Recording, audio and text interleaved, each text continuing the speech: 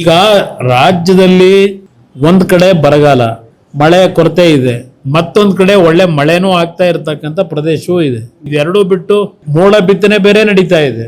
ಇದೆಲ್ಲ ಇದ್ದು ರಾಜ್ಯದ ಮುಖ್ಯಮಂತ್ರಿಗೆ ಅವರ ಮಂತ್ರಿಗಳಿಗೆ ಹೇಳ್ತಕ್ಕಂಥದ್ದು, ಬಹುಶಃ ನಮ್ಮ ರಾಜ್ಯದಲ್ಲಿ ಇನ್ನು ಕೃಷಿ ಸಚಿವರು ಮುಖ್ಯಮಂತ್ರಿಗಳೇ ಇರಬೇಕೇನೋ, ಇನ್ನು ಯಾರನ್ನೂ ಮಾಡಿಲ್ಲ. ಇವತ್ತು ಈ ರಾಜ್ಯದ ಸರ್ಕಾರಿ ಕೇಳ್ತಕ್ಕಂಥದ್ದು, ಯಾವ ಭಾಗದಲ್ಲಿ ಡ್ರಾಟ್ ಏರಿಯಾ ಇದೆ, ಯಾವ ಭಾಗದಲ್ಲಿ ಫ್ಲಡ್ಸ್ ಇದೆ ನೋಡಿ ತಕ್ಷಣ ಯಾವ ರೀತಿ ಕೆಲಸಗಳಾಗಬೇಕಾಗಿದೆ.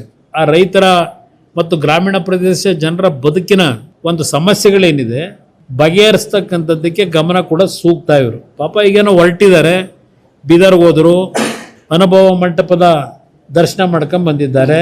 ಅದೇ ಜೊತೆಗೆ ಅದೆಂಥದ್ದು ಅಕ್ಕ ಚಟುವಟಿಕೆ ಅಂತೇಳಿ ಇನ್ನೊಂದೇನೋ ಕಾರ್ಯಕ್ರಮ ಮಾಡಿದ್ರು. ಕಲಬುರಗಿಲಿ ಒಂದು ಪ್ರಗತಿ ಪರಿಶೀಲನಾ ಸಭೆ ಅಂತಲೂ ಮಾಡಿದ್ದಾರೆ.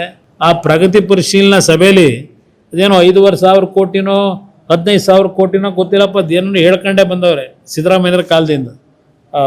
ಹೈದರಾಬಾದ್ ಕರ್ನಾಟಕ, ಕಲ್ಯಾಣ ಕರ್ನಾಟಕದ್ದು ಅದು ಎಷ್ಟೆಷ್ಟು ಹಣ ಕೊಟ್ಟು ಎಲ್ಲೆಲ್ಲಿ ಕೆಲಸ ಆಗಿದೆ ಅದೆಲ್ಲ ಪ್ರಗತಿ ಪರಿಶೀಲನಾ ಸಭೆಯಲ್ಲಿ ಚರ್ಚೆ ಮಾಡೋರೋ ಬಿಟ್ಟವರೋ ಪತ್ರಿಕೆಯಲ್ಲಿ ಬರಲಿಲ್ಲ. ಏನು ಚರ್ಚೆ ಮಾಡ್ಕೊಂಡ್ ಬಂದರೋ ಗೊತ್ತಿಲ್ಲ. ಬೆಳಗಾವಿಗೆ ಹೋಗ್ತಾವ್ರೆ. ಬೆಳಗಾವಿಲಿ ಆಲ್ರೆಡಿ ಮಹಾರಾಷ್ಟ್ರದ ಧಾರಾಕಾರ ಮಳೆಯಿಂದ ಇವತ್ತೇನು 1 ಲಕ್ಷ 1.5 ಲಕ್ಷ ಕ್ಯೂಸೆಕ್ಸ್ ನೀರು ಆಲ್ಮಟ್ಟಿಗೆ ಹರಿದು ಬರ್ತಾ ಇದೆ. ಡ್ಯಾಮ್ ತುಂಬ್ತಾ ಇದೆ. 10 ಅಂದರೆ ದಿನಕ್ಕೆ 10-12 TMC ನೀರು. ಅಲ್ಲಿ ಜನ ಏನೇನು ಬವಣೆ ಅನುಭವಿಸ್ತಾವ್ರೆ ಆ ಮಳೆಯಿಂದ.